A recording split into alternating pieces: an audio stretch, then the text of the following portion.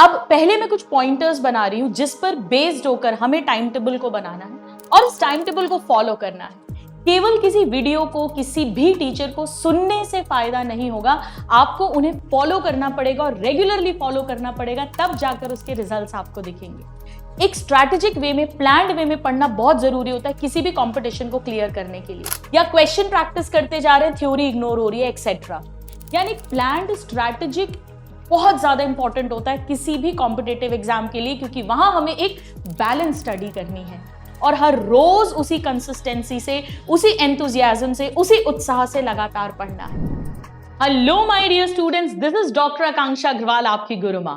और आज हम बात करने वाले हैं कि नेक्स्ट 3 मंथ्स यानी रिमेनिंग ऑफ जनवरी, फरवरी और मार्च में हमारे लिए क्या टाइम टेबल होना चाहिए टू क्रैक नीट 2024। अब पहले मैं कुछ पॉइंटर्स बना रही हूं जिस पर बेस्ड होकर हमें टाइम टेबल को बनाना है और इस टाइम टेबल को फॉलो करना है। केवल किसी वीडियो को, किसी भी टीचर को सुनने से फायदा नहीं होगा, आपको उन्हें फॉलो करना पड़ेगा और रेगुलरली फॉलो करना पड़ेगा, तब जाकर उसके रिजल्ट्स आपको दिखेंगे। क्या टाइम टेबल मेकिंग इंपॉर्टेंट है? हाँ है। एक स्ट्रैटेजिक वे में, प्लान्ड वे में पढ़ना बहुत जरूरी होता है किसी भी कंपटीशन को क्लियर करने के लिए। आप रैंडमली पढ़ेंगे तो बहुत सारा टाइम आपका वेस्ट हो जाएगा और डिसबैलेंस स्टडीज होगी। एक सब्जेक्ट पता पड़ा, हम पढ़ते जा रहे हैं और दूसरा बिल्कुल इग्नोर हो गया, या क्वेश्चन प्रैक्टिस करते जा रहे हैं, थ्योरी इग्नोर हो रही है, एक्सेट्रा। यानी प्लान्ड, स्ट्रैटेजिक बहुत ज्यादा इंपॉर्टेंट होता है किसी भी कॉम्पिटेटिव एग्जाम के लिए, क्योंकि वहां हमें एक बैलेंस स्टडी करनी है। ये इतना आसान नहीं होता, क्योंकि कॉम्पिटिटिव एग्जाम के लिए स्टूडेंट्स आपको रोज मेहनत करनी है।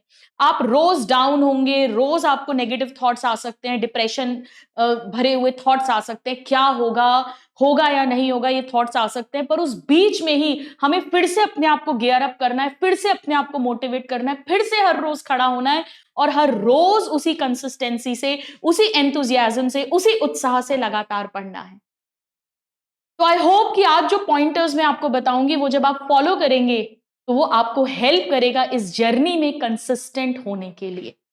तो आइए पहले हम कुछ इंपॉर्टेंट बातें करते हैं। जैसे जब भी हम टाइम टेबल बनाएंगे तो एक बैलेंस्ड और रियलिस्टिक टाइम टेबल बनाएंगे। अब ये पॉइंट बड़ा इंपॉर्टेंट है। ऐसा नहीं कि मैं तो 18 घंटे पढ़ूंगा, 20 घंटे पढ़ूंगा। आप कितने दिन पढ़ पाओगे? ऐसा 2 दिन, 3 दिन, 4 दिन, उसके बाद आपका माथा गर्म हो जाएगा, बैटरी आउट हो जाएगी, आप बोलोगे फेंक दो किताबों को एक तरफ, या आपकी प्रोडक्टिविटी कम हो जाएगी, जो आउटपुट आना चाहिए उतना नहीं आएगा। यानी एक रियलिस्टिक टाइम टेबल बनाना है जहां पर हमारी स्टडीज भी हो सके, हमारी कम से कम 6 घंटे की नींद भी हो सके और थोड़ा बहुत 2 घंटे का कम से कम हमें रिलैक्सेशन का टाइम भी मिल सके और हम थोड़ा थोड़ा रिवीजन भी कर सके और मेन हम स्टडी कर सके। यानी हमें एक बैलेंस्ड और रियलिस्टिक टाइम टेबल बनाना है। इस बात को बिल्कुल ध्यान रखिए, तभी हम उसे लंबे समय तक फॉलो कर पाएंगे। दूसरा पॉइंट जो हमें ध्यान रखना है वो है ये कंसिस्टेंसी, रेगुलर। होता क्या है, हम टाइम टेबल बनाते हैं, बड़ा सुंदर सुंदर, लड़कियां तो बड़े सुंदर सुंदर टाइम टेबल बनाती हैं, अपनी टेबल के सामने बिल्कुल दीवार पे चिपकाते हैं और 2 या 3 दिन उसको मुश्किल से फॉलो करते हैं। क्योंकि होता क्या है, हम स्टार्ट करते हैं, पहले दिन 100% करते हैं, दूसरे दिन 70% पे गिर जाता है वो जो हमने फॉलो करा है, तीसरे दिन 50% पे गिर जाता है, खुद पे गुस्सा आता है, गिल्ट आता है, बोले छोड़ो और अपन छोड़ देते हैं। ये नहीं करना है, आपको इसे लगातार फॉलो करना है, लगातार। हो सकता है, बिल्कुल हो, क्या सकता है, होगा कि 100% फॉलो नहीं होगा। 1-2 दिन तक आप 90% फॉलो करोगे, फिर आप 70 पे, 60 पे गिर जाओगे, कोई बात नहीं है। अगर आपने फॉलो करना बंद कर दिया ना, आप 10-20% पर टपक जाओगे। आपको क्या करना है, इसे करते रहो, करते रहो। पढ़ने का मन हो, नहीं हो, उस टाइम पर बैठो, उस टाइम पर सिटिंग दो। अपने आप धीरे धीरे देखना, वो जो आप 60-50% पे ड्रॉप करे हो, वो फिर से 60, 65, 68 उठने लग जाएगा। तो एक बात ध्यान रखना कि आज हम जो भी कुछ सीखेंगे उसे हम रेगुलर फॉलो करेंगे, भले ही हमें शुरू में 2-4-5 दिन में उसका 100% रिजल्ट आ रहा हो या नहीं आ रहा हो।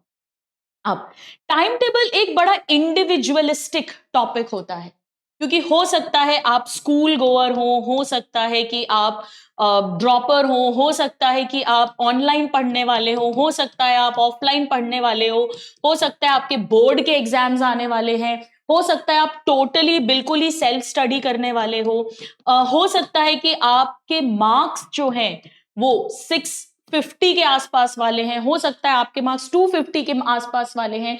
यानी अलग अलग कैटेगरी, अलग अलग जगह से आप लोग पढ़ रहे हैं, अलग अलग लेवल से आप लोग पढ़ रहे हैं।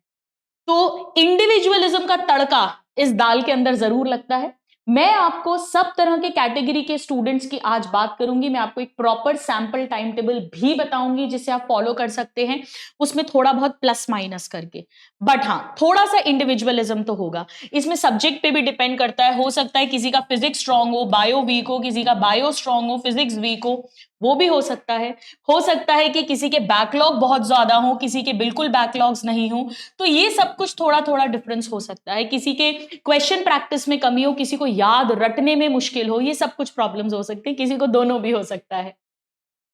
टाइम टेबल जब आप फॉलो करेंगे, जो भी आप नेक्स्ट 3 मंथ्स अब करेंगे, उसमें सबसे जरूरी ये है time saving. Believe me students, अगर हम समय बचाना सीख गए तो समय की कोई कमी नहीं है।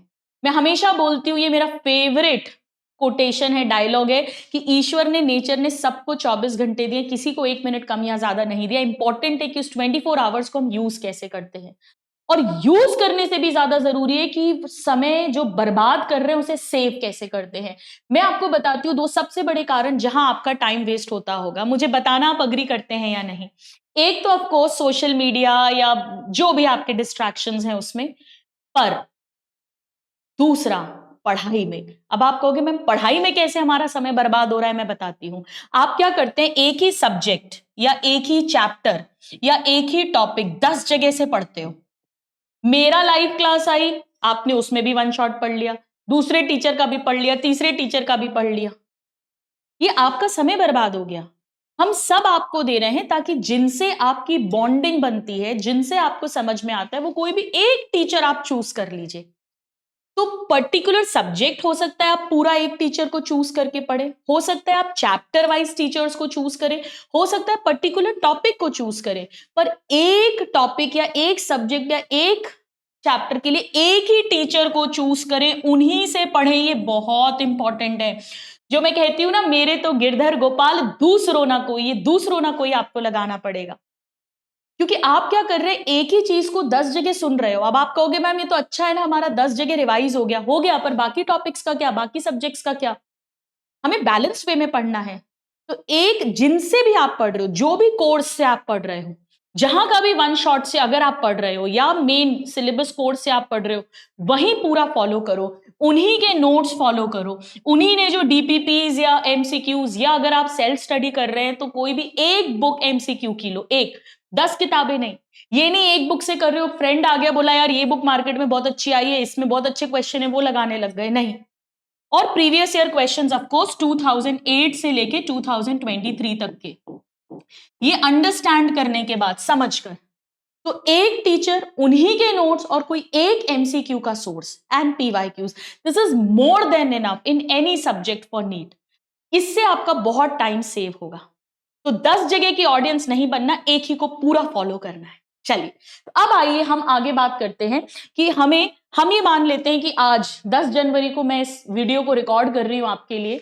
तो 1-2 दिन आगे पीछे जब भी आपके पास आएगा या आप इसे देखेंगे, 10 जनवरी से लेके 15 फरवरी तक, 15 फरवरी हो सकता है 10 फरवरी हो जाए, हो सकता है 20 फरवरी हो जाए, मोस्ट ऑफ द स्टूडेंट्स का तब तक सिलेबस ऑलमोस्ट कंप्लीट हो जाएगा। किसी का 100% कंप्लीट हो जाएगा, थोड़े लेट बैचेस में अगर आप लोग हैं तो 80-90% सिलेबस कंप्लीट हो जाएगा। इस समय पर आपको क्या टाइम टेबल फॉलो करना है, मैंने यहाँ पे 3 सैंपल टाइम टेबल्स बनवाए हैं। नंबर 1, जिनकी शाम की कोचिंग है, इवनिंग कोचिंग, मतलब 11-12 के स्टूडेंट्स जो स्कूल गोवर्स हैं या ड्रॉपर्स भी जो शाम को जाते हैं, उन्हें क्या करना है, ध्यान से सुनिए। मान लीजिए आप 11 बजे सो रहे हैं रात को, अब ये प्लस माइनस आधा पौन घंटा हो सकता है। अगर आप 11 बजे सो रहे हैं, आप 6 बजे उठिए, यानी 7 घंटे की नींद आपके लिए इनफ है। 6 बजे उठ के 6 से 6:30 बजे तक थोड़ी बहुत एक्सरसाइज करो, 4x4 टेक्निक करो, ताकि आप फ्रेशन अप हो जाए। सर्दी का समय, वैसे ही उठने में बड़ा आलस आता है। 6:30 से 7:30 के बीच में आपने नाश्ता वगैरह कर लिया। एक बात ध्यान रखना, बेड पे मत बैठे रहना, उठ जाना और उठकर मुंह धो लेना सबसे पहले, और थोड़ी सी एक्सरसाइज, भले ही खड़े खड़े जॉगिंग कर लो, क्योंकि सर्दी का समय है। अगर आप बेड पर पड़े रहे तो आप पता नहीं 9-10 बजे फिर कब उठोगे दोबारा से। अब 7:30 से लेके 11:30 बजे तक आपको पढ़ना है, आपको टाइम वेस्ट नहीं करना है। आप 10-10 मिनट के बीच में ब्रेक ले सकते हो, पर वो 10 मिनट ही होना चाहिए। 10:30 से साढ़े 11 से 12:30 बजे तक आपने मान लीजिए थोड़ा सा पहले मेडिटेशन कर लेना, 4x4 टेक्निक जो सिखाई है, और उसके बाद सो जाना। 12:30 बजे उठना है, 12:30 से 1 बजे तक हमने खाना वाना खाया। अब 1 से 1:30 बजे का टाइम वेस्ट नहीं करना। आपको इस समय पर या तो पिछले दिन की क्लास को फटाफट रिवाइज कर लो, या कुछ क्वेश्चंस जो पहले ही एक दिन पहले आपने डिसाइड करा है कि मैं इस समय कौन सा क्वेश्चन प्रैक्टिस करूंगा, उसकी प्रैक्टिस कर लो। 1:45 से मैं मान रही हूं आपकी कोचिंग स्टार्ट हो रही है, और मान लो 8 बजे तक आपकी कोचिंग हुई, आप घर आए, डिनर विनर किया, 9 बज गए। 9 से 11 बजे तक आपको फिर से पढ़ना है। यानी इस समय पर आप ऑलमोस्ट 8 आवर्स सो रहे हैं और 6.5-7 घंटे की सेल्फ स्टडी कर रहे हैं रोज। इस समय आपका टारगेट ये है, ध्यान से सुनना, इस समय आपका टारगेट ये है कि आपको प्रेजेंट सिलेबस को कवर करना है। यानी जहां भी आप पढ़ रहे हैं वहां पर जो भी आपकी 3 क्लासेस हो रही हैं वो आपको डेली की डेली कंप्लीट करनी है। ये आपका पहला टारगेट है। पहला, डेली की डेली जो 3 क्लासेस है वो मेरी टिप्स पर होनी चाहिए। अगर थोड़ा बहुत एक्स्ट्रा टाइम मिला या संडेज को, तो आप पहले बैकलॉग क्लियरिंग करेंगे, फिर जाके रिवीजन का नंबर आएगा। अभी रिवीजन प्रायोरिटी नहीं है। रिवीजन अभी प्रायोरिटी नहीं है। अभी पहली प्रायोरिटी प्रेजेंट सिलेबस है, और दूसरी प्रायोरिटी अगर बैकलॉग है तो क्लियर करना। अगर बैकलॉग नहीं है तो रिवीजन पे जा सकते हो, या आप ऑलरेडी बहुत अच्छे मार्क्स वाले लेवल पर हो ऑलरेडी, तो आपको टाइम मिलेगा रिवीजन का, तो आप कर सकते हो। मैं मान रही हूं कि आपके बिल्कुल अच्छे नंबर नहीं आ रहे हैं, तो present syllabus followed by backlog, revision का टाइम नहीं मिलने वाला। ये मैं प्रैक्टिकल बात कर रही हूं। अब दूसरा टाइम टेबल है मॉर्निंग कोचिंग जिनकी है। सपोज आप 6 बजे भाई आप उठते हैं, एक्सरसाइज करते हैं, ब्रेकफास्ट वगैरह करते हैं। अब अगर आप चाहें तो यहाँ पे भी अपना समय बचा सकते हो। 1 घंटा थोड़ी ना नाश्ता करना है, इसे आधे घंटे पे भी लेके आ सकते हो। फिर से आपने 1 घंटे फटाफट से कुछ रिवीजन या क्वेश्चन प्रैक्टिस कर ली, थोड़ा गियर अप हो गए। 8:30 से 3:30 बजे तक मैं आपकी कोचिंग मान रही हूं। आए, सोए, रिलैक्स हुए थोड़ा बहुत, 5 बजे से आप पढ़ने बैठे। 5 से 8:30 एक सिटिंग, और 8:30 9:30 से 12 दूसरी सिटिंग। यानी यहां पर आप ऑलमोस्ट अगेन 7 आवर्स की सेल्फ स्टडी और 7 आवर्स की स्लीप ले रहे हैं, विच इज गुड इनफ। यहां सारा खेल होगा कि आप टाइम वेस्ट कितना करेंगे। अगर आप अपना टाइम सेव करेंगे तो बिलीव मी, 7 आवर्स में आप 3 क्लासेस कंप्लीट कर सकते हैं। 2 घंटे लगते हैं, 2 सवा 2 घंटे एक क्लास को करने में, पूरा दोबारा से जो सर ने क्वेश्चंस कराए हैं या थ्योरी को अंडरस्टैंड करके लर्न करने में। ये हो जाएगा अगर आप इसे रोज फॉलो करेंगे। तो 4-5 दिन में आप देखिएगा आप आराम से एक क्लास 2 घंटे में कंप्लीट कर पाएंगे, यानी 3 क्लास 6 घंटे में कंप्लीट कर पाएंगे, और प्लस माइनस भी मान ले तो 6 से 7 घंटे में कर पाएंगे। आप एक्चुअली 6-6.5 घंटे में कर लेंगे अगर आप रेगुलर करेंगे, इसे ट्राई करना। और आधा पौन घंटा आप बैकलॉग क्लियरिंग या रिवीजन को दे सकते हैं। अब अगर मान लीजिए आप सेल्फ स्टडी कर रहे हैं, आप कहीं भी कोचिंग नहीं जा रहे हैं, तो डेफिनेटली आपको पढ़ाई ज्यादा करनी है, क्योंकि आपके पास समय ज्यादा होगा। तो मैं यहां पर ये मान रही हूं आप 9 बजे से भी सुबह पढ़ने बैठते हैं, तो 9 से 1, 3:30 से 6, 7 से 9 और 10 से 12, यहां पर भी आप 8 घंटे आराम से सो रहे हैं। अब आप इसे रिड्यूस भी कर सकते हैं, आप इसे 7 आवर्स पर लेकर आ सकते हैं और इसे 11 आवर्स कर सकते हैं। आप बहुत आराम से पढ़ पाएंगे, पर ध्यान रखना कि यहां पर आप अपनी स्ट्रैटेजिक स्टडीज करना। आप एक दिन पहले बना लेना कि मुझे कल क्या पढ़ना है। रैंडम पढ़ने मत बैठना, स्पेशली अगर आप सेल्फ स्टडी कर रहे हैं, वरना पता पड़ा 3 दिन में के बाद अगला दिन पूरा वेस्ट हो गया, फिर 4 दिन के बाद एक दिन पूरा वेस्ट हो गया। अब हम एक भी दिन वेस्ट नहीं कर सकते हैं। तो जो कहीं कोचिंग नहीं जा रहे हैं, जो कोचिंग जा रहे हैं ऑनलाइन ऑफलाइन कहीं भी, उनको तो क्या मालूम है कि मुझे ये 3 क्लास कंप्लीट करनी है जो आज की है। लेकिन जो खुद से पढ़ रहे हैं वो प्लीज प्लान्ड स्टडीज ही करना, इस बात को ध्यान रखना। पहले एक पूरा वीक का प्लानर बना लो और फिर हर डे के अकॉर्डिंग उसको फॉलो करना है। भले ही प्लानर बनाने में आधा पौन घंटा लगेगा, पर प्लानर बनाना और प्रैक्टिकल प्लानर बनाना। अब ये जो 15 फरवरी है, यहां तक टेस्ट आप 15 दिन में भी एक टेस्ट देंगे चलेगा, पर अगेन मैं बोल रही हूं कोई एक ही टेस्ट सीरीज ज्वाइन करना, 10 जगह की टेस्ट सीरीज मत ज्वाइन करना। आप अगर कहीं ऑफलाइन है ऑनलाइन है, वहां की कोई टेस्ट सीरीज ऑलरेडी चल रही है, that is more than enough. कोई एक all India test series join कर सकते हो ज्यादा से ज्यादा, वो भी तब अगर आपका 70-80% सिलेबस हो गया है तो फुल टेस्ट ज्वाइन करना, वरना मत करना। 15 दिन में एक टेस्ट सफिशिएंट है। इस समय पर गेम चेंजर होने वाले हैं संडेज। संडे अपन वेस्ट कर देते हैं, संडे जो वेस्ट नहीं करेगा वो सिलेक्ट हो जाएगा। संडे को अगर आपका बैकलॉग है तो उसे क्लियर करो, नहीं है रिवीजन करो, और पूरे हफ्ते का जो है उसे भी रिवाइज करो। तो अब से जो भी होगा पूरे वीक का रिवीजन और पुराना क्या क्या रिवाइज करना है सैटरडे रात को ही लिख के रख लो। संडेज वेस्ट मत करना। संडे को इवन अगर आपका टेस्ट है ना, मान लीजिए 2:30 से 5:30 तक, 6 o'clock तक आपका टेस्ट है, तो भी सुबह से पूरा दिन बर्बाद मत करना। संडे मानो ही मत की है, संडे को रेगुलर डे की तरह ट्रीट करना। संडे को भी 8 to 9 आवर्स स्टडी करनी है। जिस दिन टेस्ट है उस दिन भी 3 घंटे टेस्ट के हटा भी दे, 4 घंटे टेस्ट के हटा दे, तो भी 5 से 6 घंटे पढ़ना है हमें। संडेज को वेस्ट मत करना। मैं 10 बार नहीं, 20 बार नहीं, 1000 बार बोलूंगी, संडेज गेम चेंजर होने वाले हैं। और अगर कोई एका दिन छुट्टी आ जाए, जैसे अभी 26 जनवरी की आपकी छुट्टी आएगी, 26 जनवरी, ऑनलाइन ऑफलाइन सब जगह, तो वो जो संडेज हैं एंड ऑफ हैं उन्हें बिल्कुल वेस्ट मत करना। एक शाम पहले ही डिसाइड कर लेना क्या पढ़ोगे उस दिन। ये बहुत ज्यादा इंपॉर्टेंट है। बच्चे क्या करते हैं, टेस्ट है संडे को, तो पूरा दिन सुबह से भी उस टेस्ट के लिए पढ़ते रहते हैं, और टेस्ट के बाद आकर ऐसे घोड़े बेच के सोते हैं या घूमने जाते हैं शाम को, जैसे पता नहीं कितने पत्थर तोड़े हैं, और नंबर कितने आते हैं, 200-250।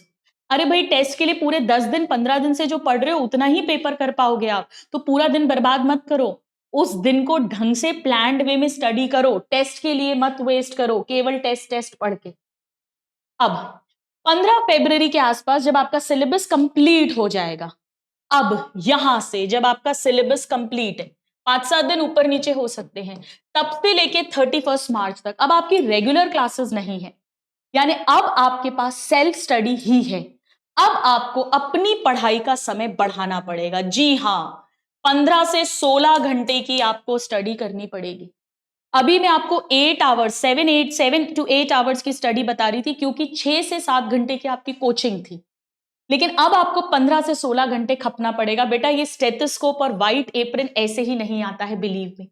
डॉक्टर बनने के बाद जो इज्जत मिलती है, मैं खुद एक प्रैक्टिसिंग डॉक्टर हूं, मैं जानती हूं।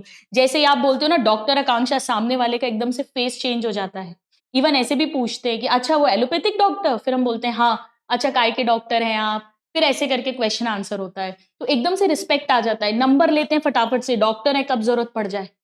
अचानक से उनके चेहरे पे स्माइल आ जाती है, अचानक से उनके अंदर एक अलग ही आपके लिए ना नेचर बदल जाएगा आपके लिए। ये होता है घर में, रिश्तेदार, पड़ोसी, अननोन पीपल, इवन ड्राइवर भी, अगर आप किसी के साथ कैब में आ रहे हो तो डॉक्टर देखते, मैडम आप डॉक्टर हैं, किस चीज के डॉक्टर हैं, और फटाफट से आपका नंबर सेव कर लूं क्या मैं, कभी काम हो तो कर लें क्या। तो डॉक्टर बनने वाले हो तो इतना तो पढ़ना पड़ेगा।